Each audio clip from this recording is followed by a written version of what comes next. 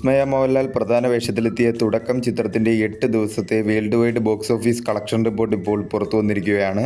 ചിത്രം 8 ദിവസം കൊണ്ട് വേൾഡ് വൈഡ് 33 കോടി 60 ലക്ഷം രൂപയാണ് നേടിയത്. കേരള ബോക്സ് ഓഫീസിൽ നിന്നും 17 കോടി 71 ലക്ഷം രൂപയും കർണാടക ബോക്സ് ഓഫീസിൽ നിന്നും 1 കോടി 24 ലക്ഷം രൂപയും തമിഴ്നാട് ബോക്സ് ഓഫീസിൽ നിന്നും 34,25,000 രൂപയും റെസ്റ്റ് ഓഫ് ഇന്ത്യയിൽ നിന്നും 65,75,000 രൂപയും ഓവർസീസിൽ നിന്നും 13 കോടി 65 ലക്ഷം രൂപയുമാണ് ചിത്രം 8 ദിവസം കൊണ്ട് വേൾഡ് വൈഡ് ബോക്സ് ഓഫീസിൽ നിന്നും നേടിയത്.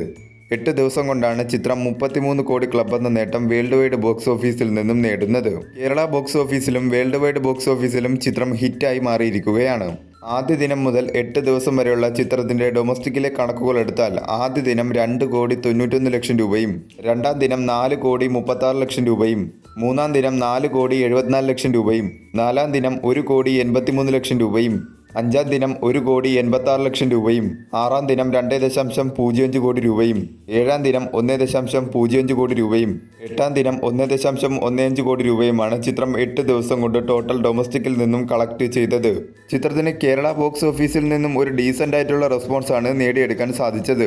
ലാലേട്ടന്റെ ക്യാമിയോ ഉൾപ്പെടെ ചിത്രത്തിന്റെ ബോക്സ് ഓഫീസ് കളക്ഷനിൽ ഏറെ ഗുണകരമായി മാറുകയായിരുന്നു. 2026 ഇതുവരെ റിലീസ് ചെയ്ത മലയാള ചിത്രങ്ങളിൽ വേൾഡ് വൈഡ് ബോക്സ് ഓഫീസിൽ നിന്നും ഏറ്റവും കൂടുതൽ കളക്ഷൻ നേടിയ ചിത്രങ്ങളുടെ കൂട്ടത്തിൽ 9ാം സ്ഥാനത്താണ് തുടക്കം എന്ന ചിത്രം.